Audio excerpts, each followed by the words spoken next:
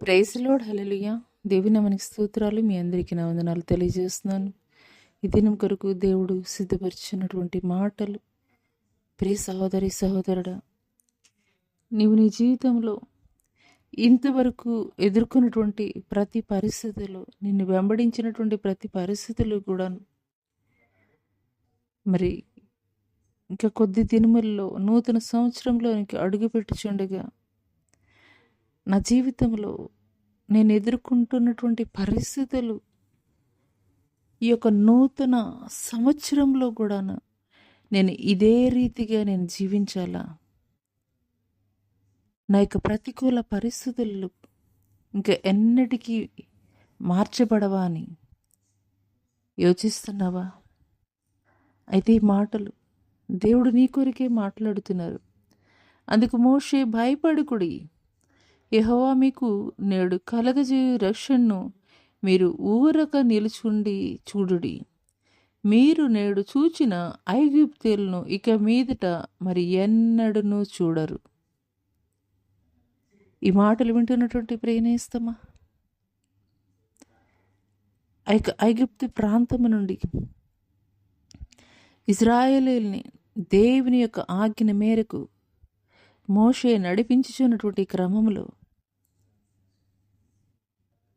ముందు ఎర్ర సముద్రం, వెనక ఫరో సైన్యం తరుముతున్నటువంటి క్రమంలో ఇజ్రాయేలీలు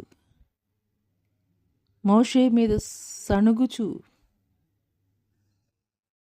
మేము ఐగుప్తులకి బానిసలుగా ఉండడానికి మేము వెనుతిరుగుతాము,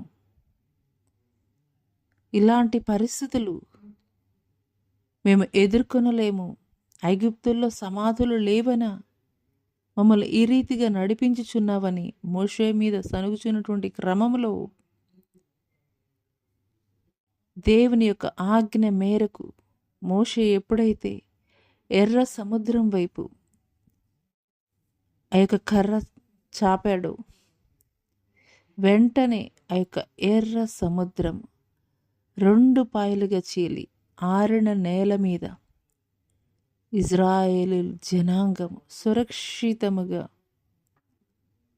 దాటినటువంటి క్రమంలో అదే ఫరో సైన్యం వారిని వెంబడిస్తూ సముద్ర మధ్య భాగంలోనికి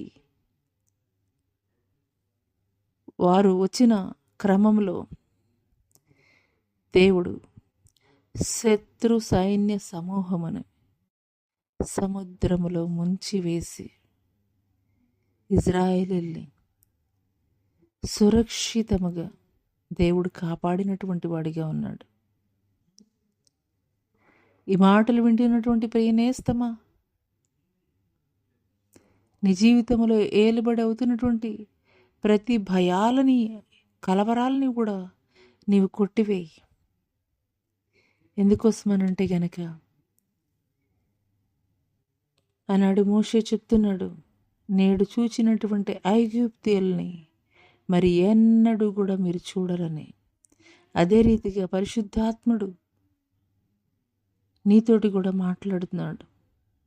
ఈ యొక్క 2024 సంవత్సరంలో నువ్వు ఎదుర్కొన్నటువంటి ఏ పరిస్థితి కూడా, ఏ ప్రతికూలమైనటువంటి పరిస్థితులు కూడా 2025 సంవత్సరంలో నీవు చూడబోవు అని మాట్లాడుతున్నారు.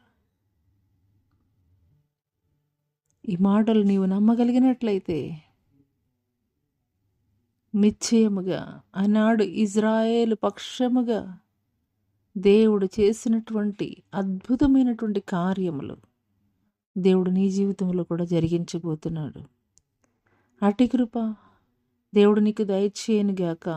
ఆమెన్.